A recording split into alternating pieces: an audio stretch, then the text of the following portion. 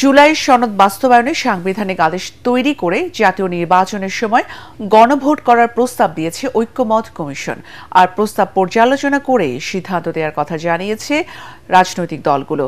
এ সময় জুলাই সনদ বাস্তবায়নে অক্টোবরে সরকারকে সুনির্দিষ্ট সুপারিশ দেওয়া হবে বলে জানান কমিশনের সহসভাপতি ডক্টর আলী রিয়াজ। ইমদাদুল্লাহ বাবুর রিপোর্ট। জুলাই জাতীয় সনদ ২০২৫ বাস্তবায়ন নিয়ে রাজধানীর ফরেন সার্ভিস একাডেমিতে জাতীয় ঐকমত্য কমিশনের সাথে তৃতীয় দিনের আলোচনায় বসে রাজনৈতিক দলগুলো। আশা করছি যে আপনাদের কাজ শেষ হয়েছে।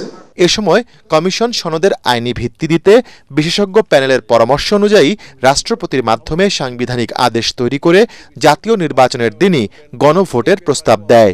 একটা অন্তর্বর্তী সরকার যে নিজেই একটা সাংবিধানিক কাঠামোর মধ্যে আছে, তারা একটা কনস্টিটিউশনাল অর্ডার কায়েম করতে পারে কিনা, এইটা একটা প্রশ্ন হিসেবে এসেছে। আমরা বলেছি জাতীয় সংসদে যারা ভোট প্রদান করবেন এমপিদেরকে, তার তো একটা জাতীয়ভাবে পরিসংখ্যান হবে যে কতজন ভোট দিলেন, তার মধ্যে মেজরিটি যদি এই জুলাই সনদকে স্বীকৃতি দিয়ে, এই সংস্কারগুলোকে স্বীকৃতি দিয়ে হ্যাঁ বা না বলে, সেটা একটা লেজিটিমেসি আসবে।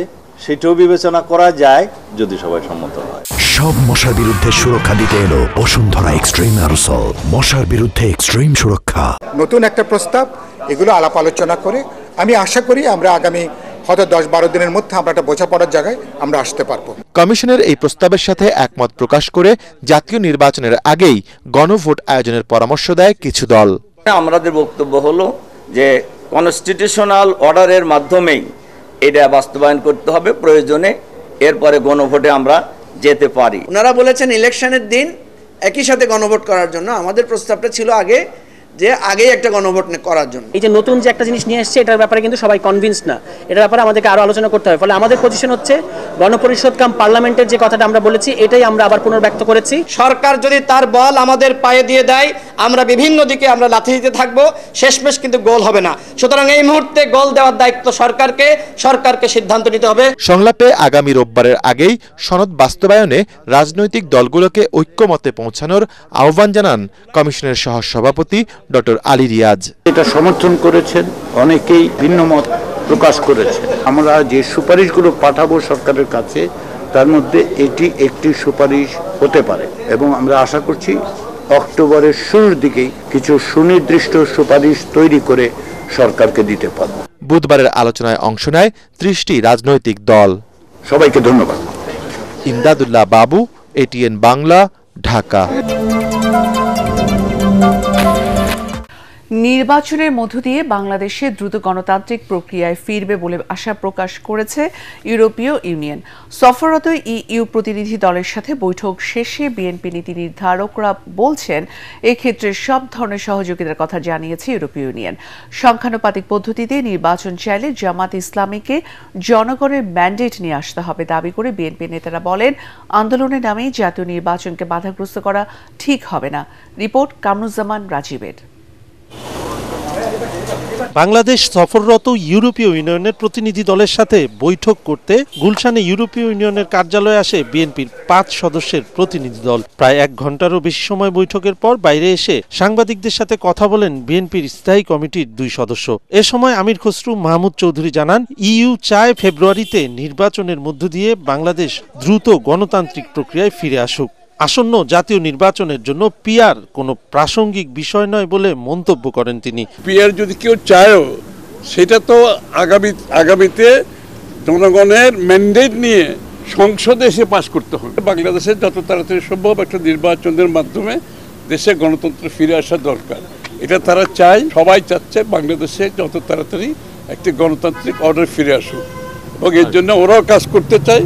আমাদের সকলে মিলে এই কাজটা যত তাড়াতাড়ি সম্পন্ন করতে পারি, দেশের জন্য মঙ্গল, গণতন্ত্রের জন্য মঙ্গল। এ সময় আরেক স্থায়ী কমিটির সদস্য নজরুল ইসলাম খান বলেন, পিআর পদ্ধতির দাবিতে হঠাৎ করে আন্দোলন করে নির্বাচনকে বাধাগ্রস্ত করা ঠিক হবে না। আন্দোলন না করে দেশের স্বার্থে নির্বাচন আয়োজনে সহযোগিতা করার আহ্বান জানান তিনি। পিআর তো এখন আলোচনার খুব একটা বিষয়বস্তু না, এই কারণে যে যদি আপনি রাজিও হন তাহলে তো এই নির্বাচন পিআর এর মাধ্যমে হবে না, সেটা তো হবে সংবিধান সংশোধন হওয়ার পরে। জুলাই আগস্টে আন্দোলন হলো, সেখানে দাবির মধ্যে কি পিআর ছিল? এটা একটা নতুন দাবি নিয়ে নির্বাচন সামনে, এই সময় এরকম আন্দোলন বা এরকম ধরনের কথাবার্তা আমরা মনে করি তারা বুঝতে পারবে তাদের কি করা উচিত এবং তারা নির্বাচনকে সুষ্ঠুভাবে সম্পাদনের ব্যাপারে সহযোগিতা করবে। নেতারা জানান বাংলাদেশকে উন্নয়ন সহযোগিতার পাশাপাশি বাণিজ্য ক্ষেত্রে সহযোগিতা করবে ইইউ। ধন্যবাদ। কামরুজ্জামান রাজীব, এটিএন বাংলা, ঢাকা। জুলাই আন্দোলনে নির্বিচারে হত্যার সাথে জড়িতদের শাস্তির আওতায় আনা ও ন্যায় বিচারের দাবি জানিয়েছে জাতীয় নাগরিক পার্টির আহ্বায়ক নাহিদ ইসলাম। মানবতা বিরোধী অপরাধে আন্তর্জাতিক অপরাধ ট্রাইব্যুনালে সাক্ষ্য দিতে এসে কথা জানান তিনি। এ সময় বিগত সরকারের আমলে বিভিন্ন সময় গুম খুনের সাথে জড়িত সেনাবাহিনী সহ আইনশৃঙ্খলা বাহিনীর সদস্যদের শাস্তির আওতায় আনারও দাবি জানান নাহিদ ইসলাম। তরিক ইসলামের রিপোর্ট। মানবতা বিরোধী অপরাধের সাক্ষ্য দিতে দুপুরে আন্তর্জাতিক অপরাধ ট্রাইব্যুনালে আসেন জাতীয় নাগরিক পার্টির আহ্বায়ক নাহিদ ইসলাম। জবানবন্দি শেষে নাহিদ ইসলাম গণমাধ্যমকে জানান, জুলাই আন্দোলনে মানবতা বিরোধী অপরাধে জড়িতদের শাস্তির আওতায় আনতে হবে। যারা এই হত্যাকাণ্ডের সাথে জড়িত, আওয়ামী লীগ, পুলিশ সহ যারা জড়িত, তারা বিচারের আওতায় আসবেন, তাদের শাস্তি হবে এবং এই ন্যায় বিচারে একটা নিদর্শন হয়ে থাকবে শুধু বাংলাদেশের জন্যই নয়, পৃথিবীর জন্য, যে যদি কেউ স্বৈর শাসন কায়েম করতে চায়, জনগণের উপরে আক্রমণ চালায়, জনগণকে হত্যা করে, তার পরিণতি আসলে কি হয়। এ সময় গুম খুনের সাথে জড়িত বিভিন্ন বাহিনীর সদস্যদেরও শাস্তির দাবি জানান জুলাই আন্দোলনের অন্যতম যোদ্ধা নাহিদ ইসলাম।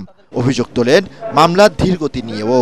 সেনাবাহিনীর বিভিন্ন অফিসার, র্যাবে যারা ছিল, ডিজিএফআইতে যারা ছিল, তারা যেই নেতিবাচক ভূমিকা গুমের ঘটনা এবং জুলাই গণ অভ্যুত্থানে পালন করেছে, আপনারা রামপুরা বাড্ডার ঘটনায় দেখেছেন, বিজিবির একজন আর্মি অফিসার, এদেরকে কিন্তু এখনো গ্রেফতার করা হচ্ছে না। ফলে ট্রাইব্যুনালের কাছে এবং আদালতের কাছে, সরকারের কাছে আমাদের কিন্তু আবেদন থাকবে যে অপরাধী যে তাকে যাতে বিচারের আওতায় নয়, সে কোন বাহিনীর সেটা যাতে দেখা না হয়।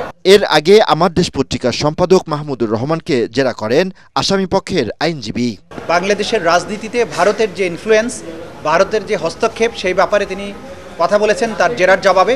সেখানে তিনি উল্লেখ করেছেন যে শেখ হাসিনা বলেছিলেন যে ভারতকে তার সরকার যা কিছু দিয়েছে এটা অন্য কেউ দিতে পারবে না এবং এটা ভারত সরকার মনে রাখবে। সেই তথ্যটি তিনি দিয়েছেন আদালতকে এবং এর মাধ্যমে আদালতকে তিনি জানিয়েছেন যে এগুলো প্রমাণিত হয় যে ভারত সরকারের নিয়ন্ত্রণে শেখ হাসিনা বাংলাদেশকে শাসন করতেন। শেখ হাসিনা এবং শেখ হাসিনার সরকারের প্রতি ওনার একটি বিরূপ মনোভাব আছে।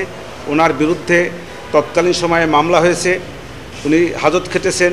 সেই সব কারণে বিদ্বেষ প্রণোদিত হইয়া এই শেখ হাসিনার বিরুদ্ধে এবং তার সরকারের অন্যান্য সদস্যদের বিরুদ্ধে এই মামলা উনি সাক্ষ্য দিয়েছেন। জবানবন্দিতে 19 জুলাই পর্যন্ত মানবতা বিরোধী বিভিন্ন ঘটনার বর্ণনা দেন নাহিদ ইসলাম। তরিক ইসলাম, এটিএন বাংলা, ঢাকা।